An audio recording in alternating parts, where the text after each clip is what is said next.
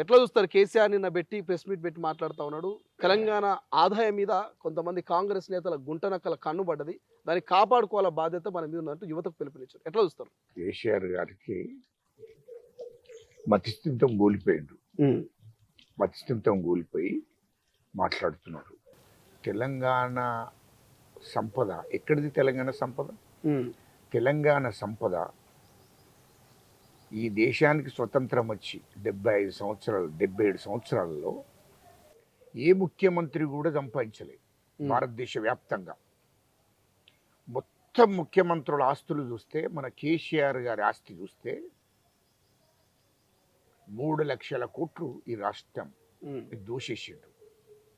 ఈ రాష్ట్ర సంపదను ఆనాడు నిజాం పరిపాలించినటువంటి తెలంగాణ, ఈ తెలంగాణ రాష్ట్రాన్ని, తెలంగాణను నిజాం పరిపాలించినప్పుడు అనేక సంపద ఉంది వాస్తవానికి ఈ రాష్ట్రంలో. నిజాం తర్వాత ఈ దేశానికి స్వాతంత్రం వచ్చిన తర్వాత ఈ దేశంలో 77 ఏళ్ళు పరిపాలించినటువంటి ఏ ముఖ్యమంత్రి కూడా ఇన్ని ఆస్తులు సంపాదించలేదు.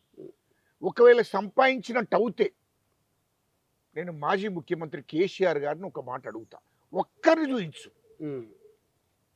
ఉమ్మడి రాష్ట్రంలో ఏ ముఖ్యమంత్రి అన్న నీ అన్ని ఆస్తులు ఎవడన్నా సంపాదిస్తే, నీ కొడుకన్న ఆస్తులు ఎవడన్నా సంపాదిస్తే, హరీష్ రావు గారు సంపాదించిన ఆస్తులు ఎవరన్నా సంపాదిస్తే, కవిత సంపాదించిన ఆస్తులు ఎవరన్నా సంపాదిస్తే నువ్వు ప్రూఫ్ చేయి, అప్పుడు మాట్లాడు. మాట్లాడే ముందు ఒక సిస్టమ్ ఉండాలి. ఎందుకంటే ఈ 75 ఏళ్లలో ఏ ముఖ్యమంత్రి అయినా, ముఖ్యమంత్రి కానీ, ముఖ్యమంత్రి కొడుకు కానీ, అల్లుడు కానీ, బిడ్డ కానీ, ఒకవేళ వాళ్ళ ఆస్తులు చూపించు, నీ ఆస్తులు చూపిస్తాం. ఇయాలో 75 సంవత్సరాలలో ఏ ముఖ్యమంత్రి దుయ్యనటువంటిది, ఏ ముఖ్యమంత్రి సంపాదించినటువంటి సంపాదన ఈ రాష్ట్రంలో 10 ఏళ్లలో ఈ రాష్ట్ర మాజీ ముఖ్యమంత్రి కేసీఆర్ సంపాదించాడు. తెలంగాణ 75 ఏళ్ళు అంటే అంతకుముందు 75 ఏళ్ళ కన్నా బిఫోర్ నిజాం పరిపాలన, నిజాం పరిపాలనలో ఈ తెలంగాణ గడ్డ మీద, ఈ తెలంగాణ భూభాగంలో అనేకమైన సంపద, అనేకమైన ఆస్తులు వాస్తవానికి ఉండే. ఇది వాస్తవం. చరిత్రకు పోతే మొత్తం తెలుసుకోవచ్చు ఇదంతా. తర్వాత ఏ ముఖ్యమంత్రి కూడా ఈ తెలంగాణ రాష్ట్రంలో కానీ, ఉమ్మడి రాష్ట్రంలో ఉన్నప్పుడు ఉమ్మడి రాష్ట్రాన్ని పరిపాలించిన ముఖ్యమంత్రులు కూడా తెలంగాణ సంపదను ఎక్కడ కూడా కూలగొట్టలే. డెవలప్మెంట్లో అటు ఇటు జరిగింది కానీ ఎక్కడ కూడా ఆస్తులు కూలగొట్టలేదు. ఈ తెలంగాణ భూభాగంలో ఉన్న భూములు ఎక్కడ కూడా అమ్ముకోలే, ఎక్కడ కూడా దోపిడీ జరగలే. ఇది వాస్తవం. అయితే ఎప్పుడైతే ఈ తెలంగాణ రాష్ట్రం ఏర్పడ్డదో, తెలంగాణ రాష్ట్రం కోసం తెలంగాణ ప్రజలు, ఉద్యమకారులు, విద్యార్థులు, ఉద్యోగులు, ఈ తెలంగాణ రాష్ట్రం వస్తే తెలంగాణ రాష్ట్రం ప్రజలు బాగుపడతారు, తెలంగాణ యువతకు ఇంటికో ఉద్యోగం వస్తుంది అనే లక్ష్యంతో తెలంగాణ ఉద్యమం చేశాం. ఆనాడు కేసీఆర్ ఏమన్నాడు? తెలంగాణ ప్రజలను మభ్యపెట్టి మోసం చేసే మాటలు మాట్లాడి ఇంటికో ఉద్యోగం వస్తుంది. ఏమయ్యా, ఇంటికో ఉద్యోగం ఇచ్చావా? మొదలు దానికి సమాధానం చెప్పు. నువ్వు ఇంటికో ఉద్యోగం ఇచ్చావా?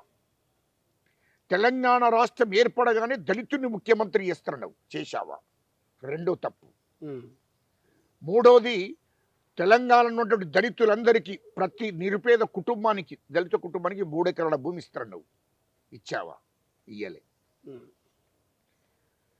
తెలంగాణ యువతకు ప్రతి ఇంటికో ఉద్యోగమని, తెలంగాణ నిరుద్యోగ వృత్తి అని చెప్పావు, ఇచ్చావా? చెప్పు ప్రజలకు. ఇది చెప్పు, ఫస్ట్ ఈ సమాధానాలు చెప్పు ప్రజలకు. కానీ ఇవాళ తెలంగాణ ప్రజలు కేసీఆర్ అన్న రావాలి ఎందుకు కూలుస్తుంది కాంగ్రెస్ ప్రభుత్వం అంటారు. చెప్పినప్పుడు ఏలంటి కొడుకు అడిగిండే కేసీఆర్ రావాలి, ఈడోడు కేటీఆర్ రావాలి, బొచ్చుగాడు రావాలని ఎవడు అడిగిండే? ఎవడానికి చెప్పిన గాడి కొడుకు ఒక్కటి చూపించవా? చూపించు. రోడ్డు మీద యువతకి టచ్ ఉందా? అరే వీళ్ళు దోపిడీ చేసి పోసి నాశనం చేసింది తెలంగాణ అని చెప్పి ఏడుతున్నారు ప్రజలంతా. ఇంత దోపిడీ జరిగిందా? కాంగ్రెస్ గవర్నమెంట్ వచ్చినాక మా రేవంత్ రెడ్డి గారు రాష్ట్ర ముఖ్యమంత్రిగా అయిన తర్వాత మొత్తం బట్టబయలు చేసినాక అసెంబ్లీలో బయట మొత్తం వాళ్ళ రంగంతా బయట పెట్టినాక తెలంగాణ ప్రజలందరికీ, రైతులకు, యువతకు, విద్యార్థులకు అందరికీ తెలిసిపోయింది. ఇంత దోపిడీ జరిగిందా అంటే పూర్తిగా ప్రజలందరికీ తెలుసుకొని ప్రపంచంలో ఏ మూల ఏ క్షణం ఏం జరుగుతుందో వేగంగా తెలుసుకోవడానికి తొలి వెలుగు వాట్సాప్ ఛానల్ని ఫాలో చేయండి.